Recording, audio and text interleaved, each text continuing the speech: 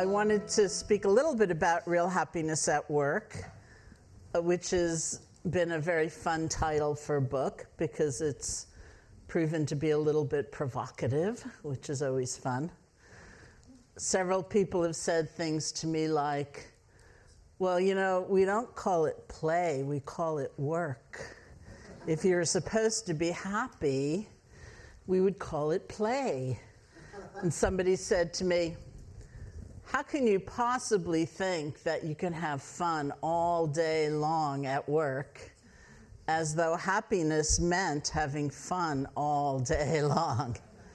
So, as in many of these works, which are in effect trying to find the words in our time.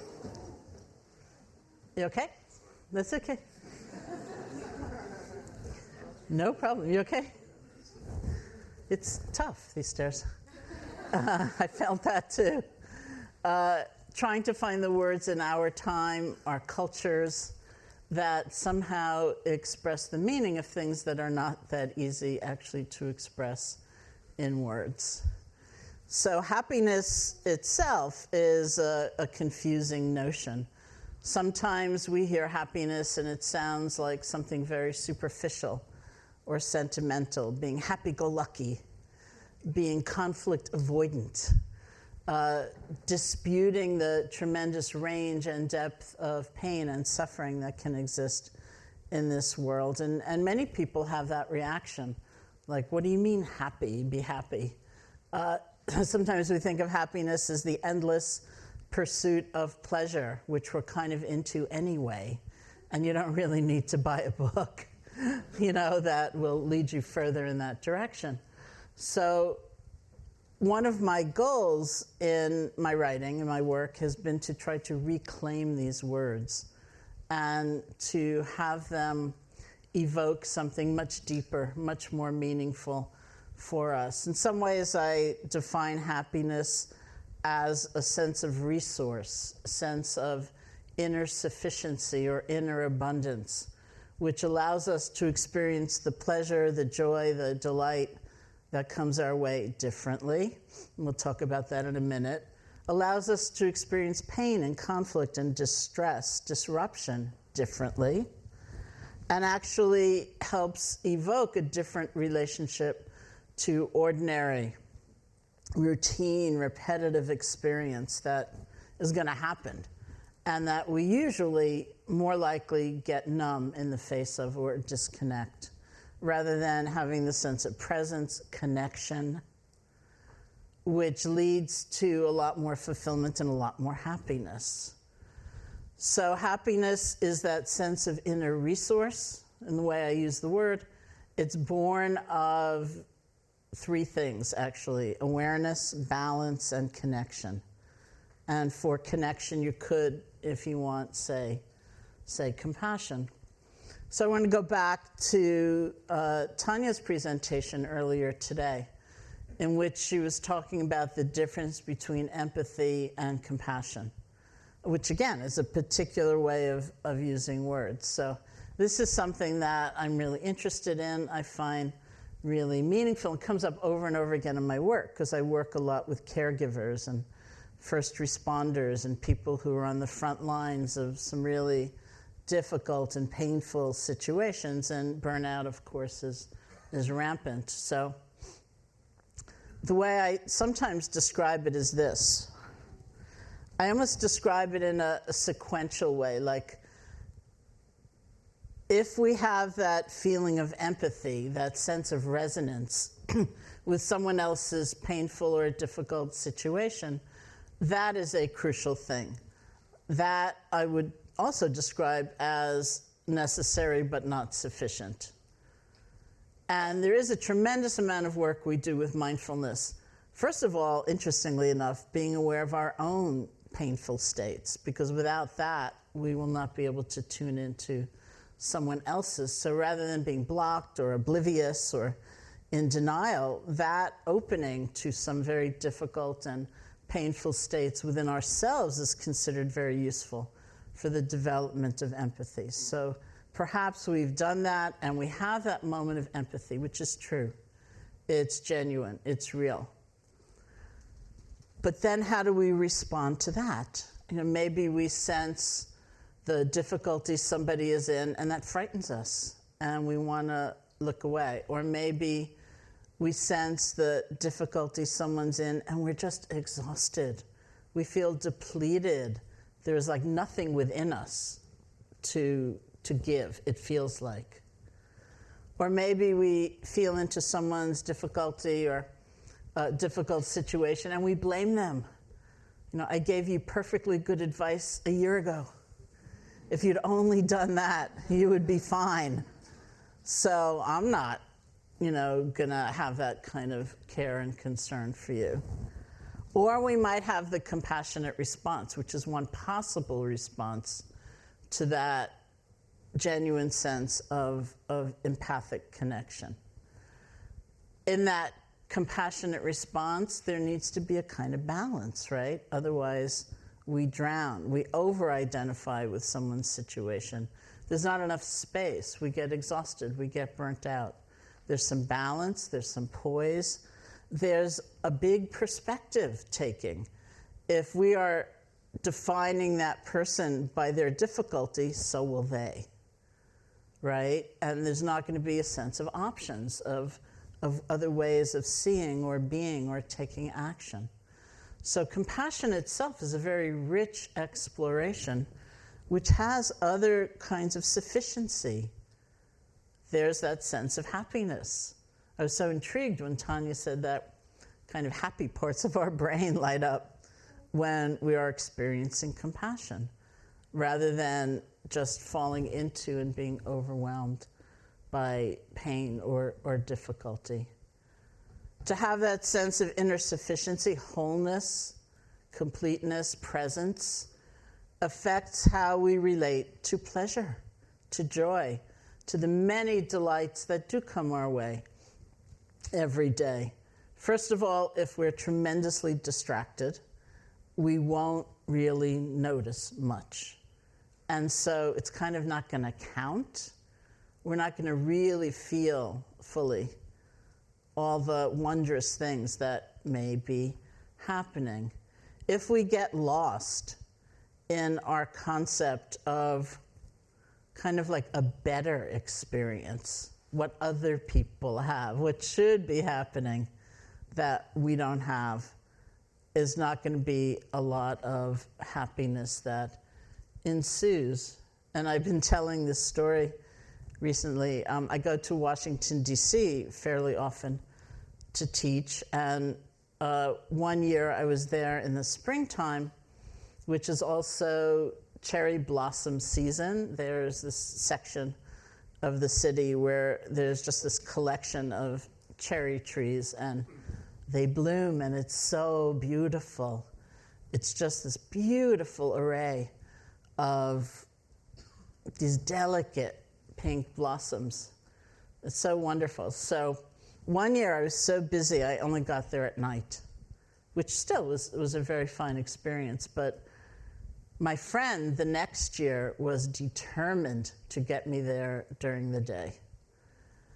And she did.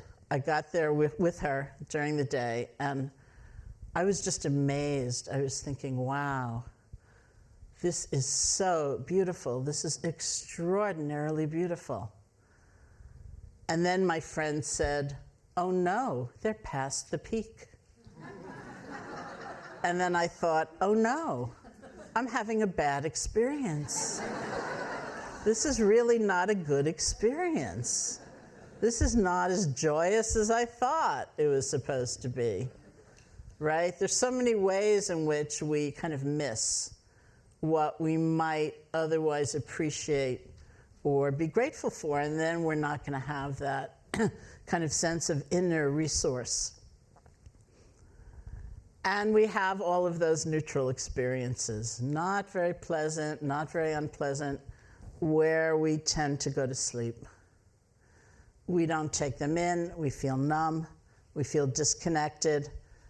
And for many of us, we'd almost rather have anything happen rather than just be. There's this kind of amazing study that came out recently from the University of Virginia in the States, where they asked people to just sit in a room and look at their thoughts, just hang out with themselves. And some very large number of people, most particularly men, I have to say, but it's kind of startling it was anybody, quite a number of people preferred to administer an electric shock to themselves than just sit and be with themselves. And first I thought, it's amazing I have a career at all teaching meditation, because that's what you do, right? You sit with your own experience. And I thought, I mean, I don't know why that would be, but my guess is that it has something to do with that. It is so hard to simply be in a sort of neutral state. We'd rather have anything happen, like some kind of intensity to feel alive. So this is said to be our primary negative conditioning towards funny ways, distorted ways, unhealthy ways of relating to pleasure, to pain, and to neutrality. And here we have all of the methods of meditation which transform that very relationship so that our lives are different in very, very real ways. We know that if one works as an individual on a personal level in that transformation, that there will emerge as a kind of emergent property a collective change. And what's also fascinating about our time is the investigation of the role of the collective change in fostering and supporting individual change. There's some kind of mutuality there that's very interesting as we look at not only personal transformation, but some kind of collective transformation with these same principles. Like, how are we with our experience? And what is the potential in a day of really being different, bringing awareness, balance, connection to whatever our experience is, internally or externally? So that is actually how I was defining happiness and real happiness at work. They say that the largest predictor of happiness at work is a sense of meaning. More than status, more than position, it's a sense of meaning. And meaning may be found, of course, in our job description, and it may be something we need to infuse our job with. It's not going to be there. Just in the same way, what are we bringing to this moment of discomfort, this moment of joy, this moment of just routine, all of that stuff in between? So since my book came out, several times people have said to me, well, what makes you really happy at work? Like, what's been your happiest time, or what kind of condition makes you really happy at work? So I'm going to tell you. Although I will say I was pretty happy today, actually, in just hearing from people and meeting so many people and just getting a sense of this kind of really global exploration of these practices and these principles. But my most recent answer actually came from, I was on a national television show in the States, the Katie Couric show, and that was fine. Like, my segment was all right. But the next segment was really interesting, and that was, after getting off the stage, I was sitting in the front row of the audience. And up on the stage were two people from California who were doing one of those kind of mindfulness in schools programs. And it was really a fantastic presentation. And this one man was talking about how he'd come into this school district and it was just desolating. It was just, he felt he was not making a difference, and people's lives, the kids' lives were so difficult outside of school that he just felt really kind of hopeless. So then he decided, I may not be able to change the entire system, but I'm going to work on my one classroom, and brought in a mindfulness program. And of course, that was so important and successful that it began to spread throughout the system. So that was on the stage. So sitting next to me in the audience in the front row was a little boy, maybe 9 years old, something like that. And sitting next to him was his mom. So I should also say that by the time of my segment and then sitting in the audience, I had about 3 inches of makeup on. I had been made up 4 times. They told me they weren't going to do makeup and that I had to appear ready to go on camera. So I had that done, and that turned out not to be true. So that was 1, and then I got there and they did this whole thing, and that was 2, and then they did 2 touch-ups, right? So I had like this enormous layers of makeup on. So I'm sitting in the audience, and Katie Couric, the host, up on the stage, talks first to the mom and says to her, how did this mindfulness program affect your son? And she said, my son was really in a bad way. He was failing at school. His behavior was terrible. His older brother got murdered.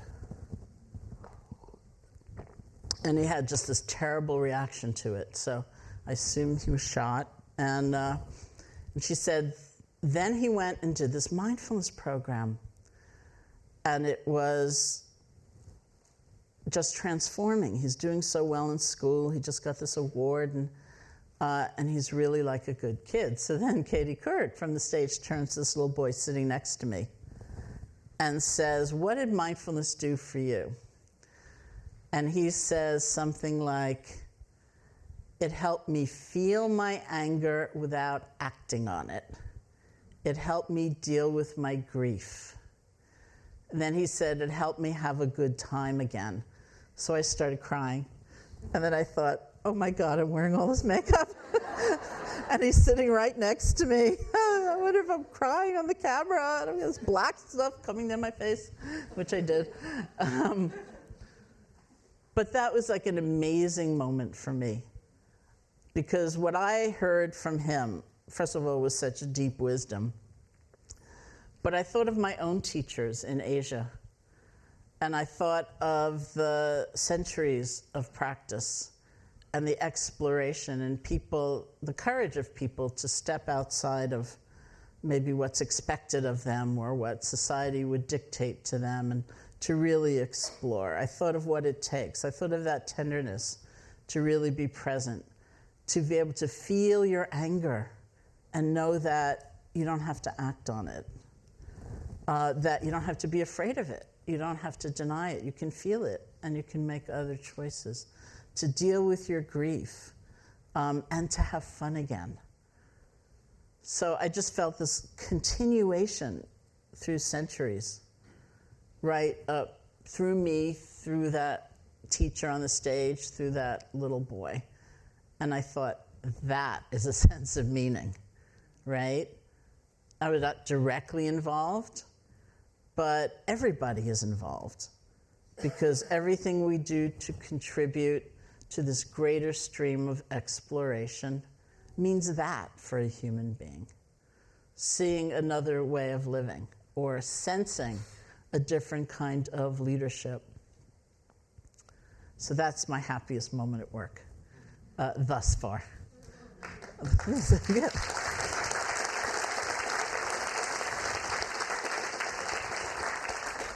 So awareness, balance, and connection or compassion are all considered trainable, and that's weird sometimes. I mean, it sounds so mechanistic or cold, especially compassion. Like, how do you train compassion? It's not exactly a deliverable, or, it's different than that. And yet, we really believe these things can be trained because we know attention can be trained. And the way we pay attention, who we pay attention to, who counts, who doesn't count, who we include, who we exclude, what we include about ourselves. Do we only fixate on what we don't like? Can we include what we have to be grateful for? All of that is how we train attention, and that will make a huge difference in our capacity to be present with ourselves, to be present with others, to have vision, to have a sense of possibility, and to have, I see happiness almost as like the fuel, right? It's like we need the wherewithal inside. We need that sense of resourcefulness or resiliency to make these things real. Otherwise, it sounds either like another task, or it sounds too intimidating or too idealistic. But if we have some of that kind of energy, it's like alchemy, not thinking, oh, this is fine for others, but it's not for me, but putting ourselves right in the center of possibility, right in the center of change. That's what that sense of happiness does. It's like upliftment. Just before I came here, I did a program for maybe 15 people who are caregivers for people with Alzheimer's, and some of the people too. So it was a pilot program they were doing for caregivers and the people they were caring for. And I started out by asking that question, like, what lifts your spirits? Where do you go for a break? Like, what gives you some relief? What gives you a sense of rest? Because in the end, back to what Tanya was saying, we need that. Otherwise, compassion won't be compassion. It'll be endurance, or we'll burn out, or something else will happen. And it was really interesting just to hear just this array of comments from people about what lifts their spirits. And what was really reassuring was the understanding that we need that's an essential component to success, to being able to continue on in a good way, to making sometimes forceful changes, but from a good place.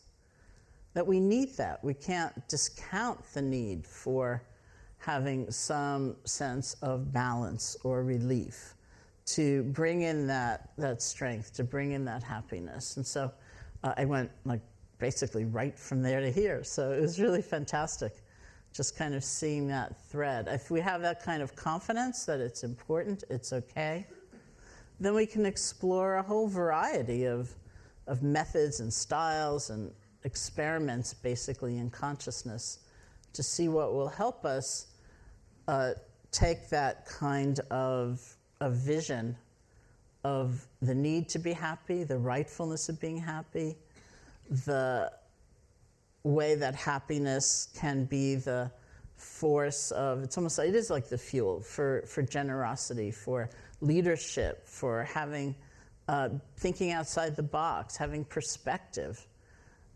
And we can generate that and be in that mode where we both generate it within ourselves for the sake of ourselves and others, and we see what culture can be created that will form that kind of mutuality of reinforcement.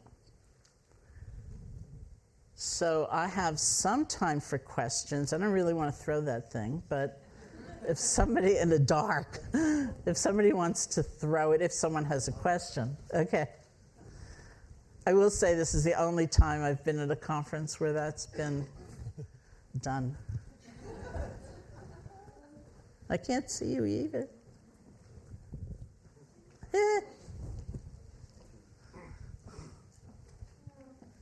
Thank you so much, Sharon.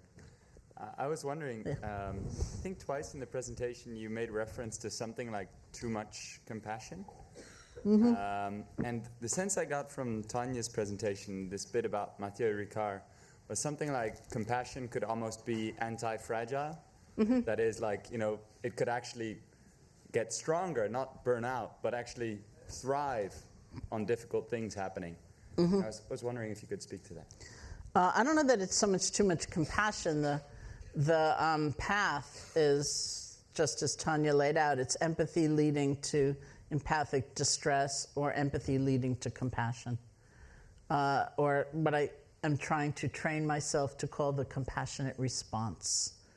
as one particular kind of response to witnessing distress. So it's not so much it's too much compassion, but you might call it genuine compassion, will also have elements of balance, of perspective, of spaciousness. So, for example, there are many times in my life where I have not seen the immediate result of my action. Right? I mean, that's just the way things go, even in this world of metrics and so on. And sometimes when I have been lucky, a long time later, I have heard, oh, you gave me that book, and it quite honestly didn't mean anything to me, like I couldn't tell. And 3 years later, this other thing happened, and I picked up the book, and it was perfect, right? So how much do we not know? And can we not get so defined by the immediate response? I don't mean not caring or being indifferent or cut off, but maybe we don't need to be defined by that completely, right? Because it will always be shifting and changing and varied and moving, and there's so much that we don't know. So there's a kind of perspective. The example I usually use is when my first book, which was called Loving Kindness, came out. It took me like forever to write that book, and it felt, for me personally, such an enormous accomplishment to actually write the book. So soon after it came out, I was in California, and I was having lunch with somebody, and she said to me, oh, Sharon, you wrote that book in such a way, it's just like being with you. It's like sitting down and having a conversation with you. And I was so thrilled. I was ecstatic. I thought, there's nothing nicer probably you can say to a writer, so now I'm a writer. And this is like so thrilling. So I was so excited that that night I was having dinner with a whole other group of people.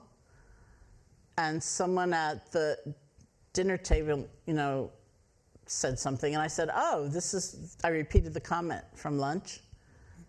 And this person at dinner said, well, that's not true. She said, I'm reading your book. Doesn't sound anything like you. It's nothing like being with you. And I thought, okay, you can be ecstatic at lunch and depressed at dinner, or you can take a moment and remember they're talking about the same book. And I would never want to pretend I didn't notice the difference or I didn't care, but how much do we care? Can we have a kind of perspective? This is a part of life. People take things in different ways. We don't always know right away what the impact is. So some of that feeds into what we might call genuine compassion, where it's not the same as just feeling bad. There's some energy there, there's some sense of resource inside. Even if you can't fix it, you know that you have the ability to be there in a different way. And so that's kind of the distinction.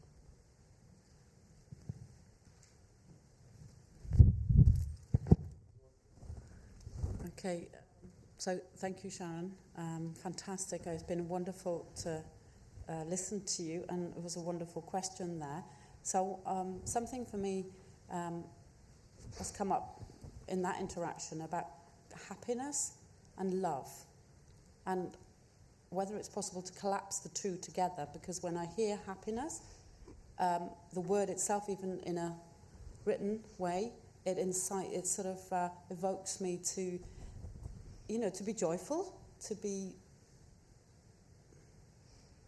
present to what it is to be love and what it is to be, I don't know, there's so many connotations. But what my question is, how do we know when others are happy? So you had that experience, which was you beautifully shared.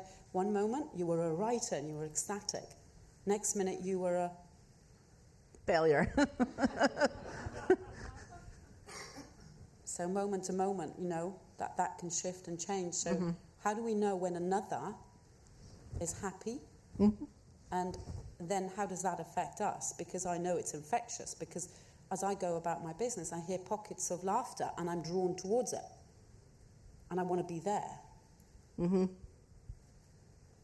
Okay, so my training, especially in mindfulness, is that the content of the experience is less significant than the relationship to the experience. And so what I'm calling happiness, or what we sometimes call happiness, lies in that relationship. And that's what I think we pick up. We can see people who are, and I think just in life, we probably all know somebody who's really going through a lot, but there's something about them that feels they're connected to something bigger, or they care about others. I mean, I know people like that. I look at them and I think, wow, if I was going through what you're going through, I don't know if I'd care, what someone else is going through, but you do. Look at that. Or people who are grateful and take the time to not only note that, but express that. I think we feel the quality of people's relationship to their experience. The content of the experience, or the feeling tone of the experience, will always change.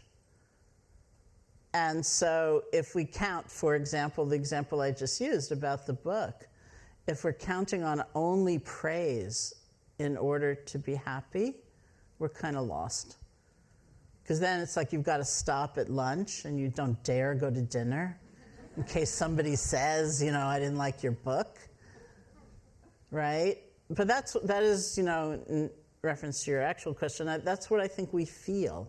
We feel somebody is connecting to something, either the joy of the experience or something deeper, or one another. Look at how much we hold in isolation, as though we're the only one. This is back to compassion.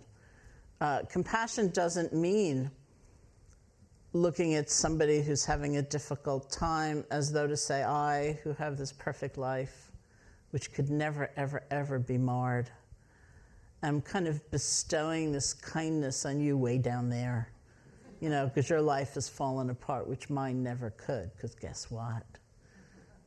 Compassion also has more of this sense of like solidarity almost, it's connection. That's not superior and inferior. And that's the kind of thing we feel and we honor, and we're enlivened in others as well. So I think we need to stop, actually, so that we can. What do you think? We have 1 minute and 32 seconds. So.